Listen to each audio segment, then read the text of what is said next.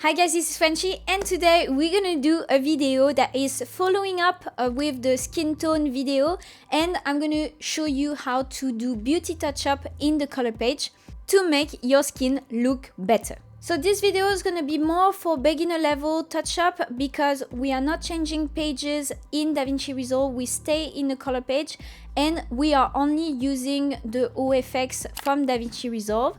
So I think this is good for you guys to know how to beauty touch up, because there's sometimes the production house would ask you to beauty touch up before the online team, just for them like to have a pre-work on the footage. And also there are some frames that don't need that much touch up and the colorist can do it for the online team. So guys, let's make our skin look amazing, not with Ceramide, but with Davinci Resolve. So here we are guys in our timeline, and I'm gonna show you a few tools that you can use for your beauty touch-up. So beauty touch-up, if you don't know what it is, it's just how to clear the skin of talent. So for example, if you see a bit of imperfection, then you can use some tools to make them smoother and have less imperfections. So sometimes in color grading we need to apply some beauty touch-up just because it helps sell the grade, and also it helps the online team after to do the proper touch-up on their side. So let's see what we have today, and I want to show you the first tool that I really like, and this is face refinement. So we're gonna create a node after our parallel node if you are following my node tree.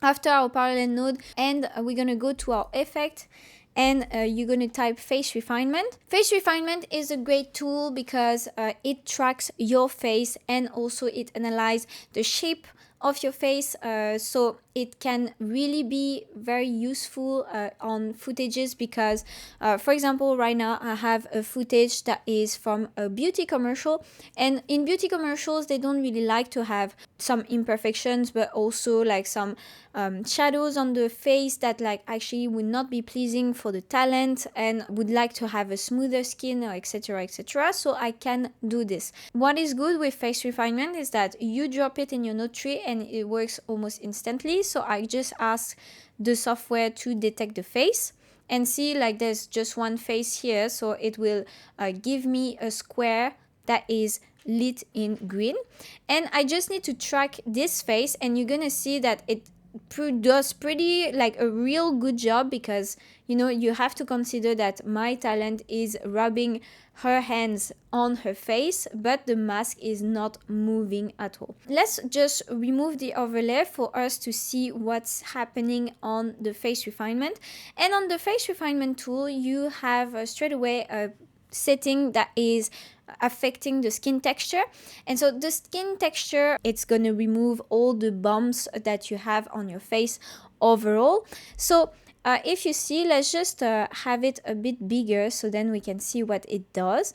If I put a bit more amount in terms of beauty automatic, I'm gonna have a smoother skin in global, and if I remove, then I'm gonna have a more textured skin. This tool is great, but what I like to do is to explore more parameters. Smoothing I find is not as great as beauty advance. So beauty advance is where the money is really, because it applies this beauty cleanup but with more parameters, like more settings, and also like in a more natural way. What is great is that you have diffuse lighting, and diffuse lighting is a way of smoothing the skin without making it too fake, because you need only just a bit to have already a result. So this is only like with a bit of diffuse lighting, and you see that there's way less texture on the skin. Of course you can you can change the threshold of the smoothing,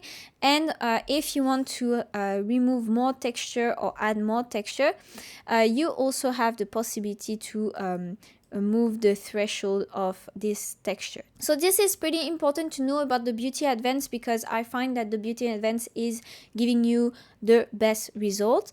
After you have the skin grading, but honestly the only tool that I use in skin grading is shine removal, because shine removal is pretty convenient. Sometimes just be careful, because if you go too much, then it feels a bit too fake and it feels just 2D.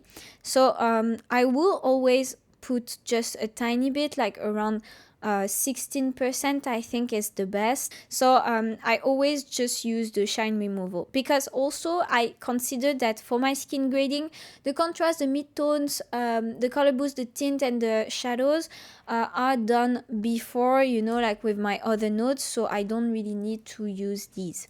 There's also a very interesting setting in it, and these are the side lightings. And the side lightings will help you to, for example, redo the light level on the sides of your face. So for example, right, let's say that my left side of the face is too dark. What I can do is that I can bring up the gamma.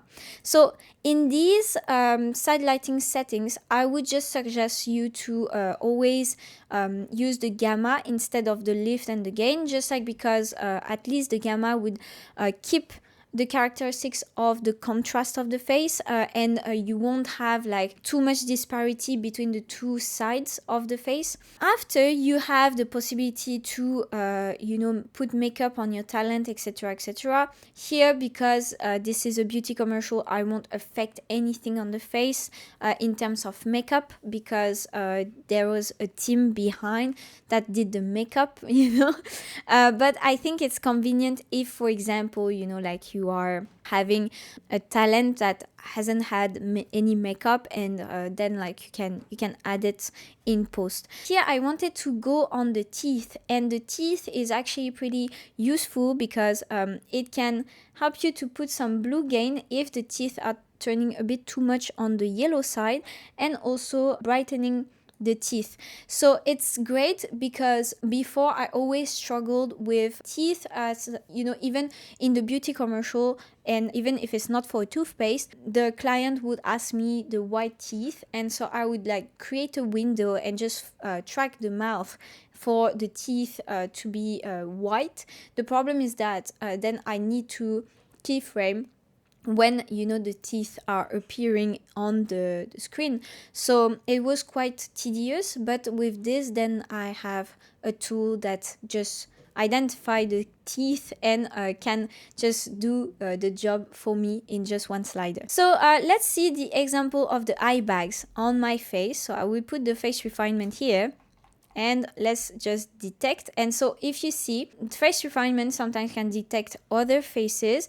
Here, if I let it and I start to track, it will track this face. So I would just select this face and just click on this one to track.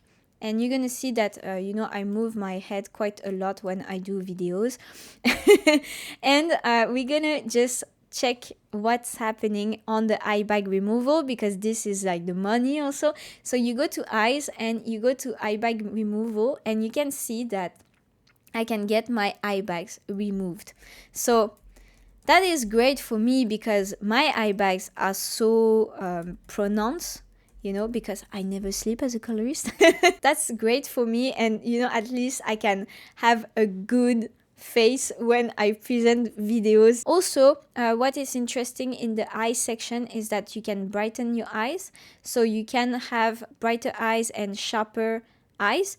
So sharpening the eyes is actually pretty convenient, because sometimes you can have some shots where the focus fall off a tiny bit. So the fact that you can sharpen the eyes would just help the focus on the eye that is done. So that's why I think this is a great tool to know, and pretty good for beauty touch-up, because look at my face now, it's amazing. See? This is before, this is after. Yeah, I love it. Also, there's sometimes where, you know, you want to use face refinement because of the nature of the shot. The problem is that the face refinement won't react well, because, for example, we only have half of the face. For this, what I do is that I would just like recreate the face refinement by myself, and I'm going to show you two tools for that. The first tool is the texture pop. So we're gonna use texture pop, because right now if I analyze my frame, I see that my lady has a lot of texture on her nose, but also on her cheeks. So what I can do right now is that I can affect the texture of her skin. So for the operating mode, I will always go to advanced because I have more settings, but I would stay in the RGB mode. Okay. If I want to have a view on my relief, what I'm going to do is I'm going to go to the highlight mode and I'm going to go to the AB. And so AB, if you see, if I move my texture, I will have the relief of my image and I will know where my texture is affecting. Texture pop is pretty simple to use. You have different level of texture. So you have rough, coarse, medium, small, fine, tiny. And so these are like from the broader to the tinier. For example, if I use rough, I'm gonna affect globally the texture of the image. If I use fine, I'm gonna affect the fine texture of the image. I like to use the texture pop with the AB highlight mode just because I know where I am sitting, and so if I go to minus, I remove some texture. If I go to plus, I add some texture. Here I want to target especially the nose and the cheek area and see what is the best. So right now, yes, I'm targeting the global image, but I think this is good actually to just see what works. So I would go quite far just to see like what I can do, and I would check. So like right now, you see that as it's applied to the whole image, it will affect the whole image and it will look like, you know, an oil painting, right? But what we can do then is just select the nose and just have the nose isolated. And for that, I would just go to the window, create a window, and just have my window around my nose. I will just soften the window like this and have it going in a natural way on my nose. And you can see, so this is before for my nose and this is after. So it's pretty cool, and I'm gonna do the same to just have it over here. I can do a parallel node, so Alt P, and I can copy and paste what I have done here, and maybe I can just move the window, see if I can have the same settings, see if it works. Now that I have this, I have a better texture here. Maybe it's a bit too much, so what I can do, instead of moving my texture pop, I can just go to my node key and I'm gonna reduce the gain to something like around maybe 61%, and it's already pretty natural like this. There is something else I want to show you before we are done with this video, and this is how to clean up one spot of the image. For example, right now I have a sort of a texture here on her cheek that I don't think I would get rid of with the texture pop. And so what I can do is that I can use another tool. You're gonna see I'm just gonna put it in the parallel node. We're gonna type patch replacer. So the patch replacer is actually just, you know, a cloning tool that you can have, for example, in Photoshop. And so I can just like clone one side of her cheek that is almost the same lighting and color of this area, and just replace this. Okay, so it's great, you know, because it will just replace this portion of skin with this one. But what is quite inconvenient is that she moves, you know. So in the contrary of these ones, we can track the windows and it's quite easy, but this one, the problem is that it's an effect, and so then it's not so easy to track. So what we're gonna do to track is that we're gonna use another logic. So normally when you go to your tracker, you're always on your window here. So instead of selecting your window, you're gonna select the FX tracker. okay, over here.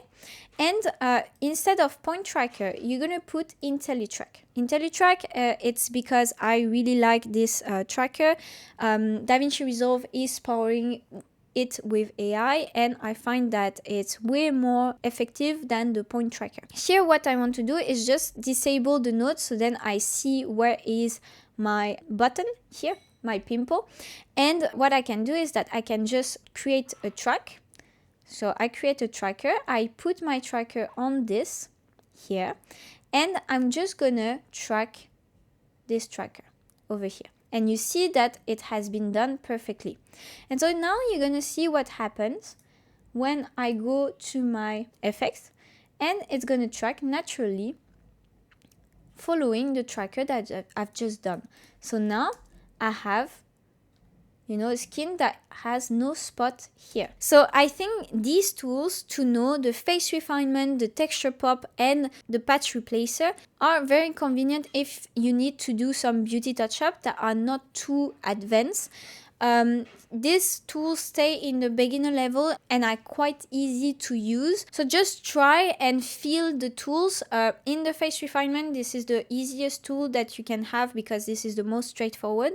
For the texture pop, just remember that if you want to see where your texture pop is affecting your image, this is good to go to the highlight mode and the AB mode, so the highlight difference. And also the patch replacer can help you to remove a big pimple or a scar on the face if, for example, the production house asks you to or the director asks you to. So at least you can come in and help them on their projects and you become a problem solver more than just a colorist. I hope it helped. I hope you liked the video and I hope you're gonna apply some of these tools in your workflow. I'm quite excited to see you for the next video because the next video is also about beauty touch-up but in the Fusion page, and I have a special guest for this video, so I'm quite excited about it. I see you soon, guys. Have a great one.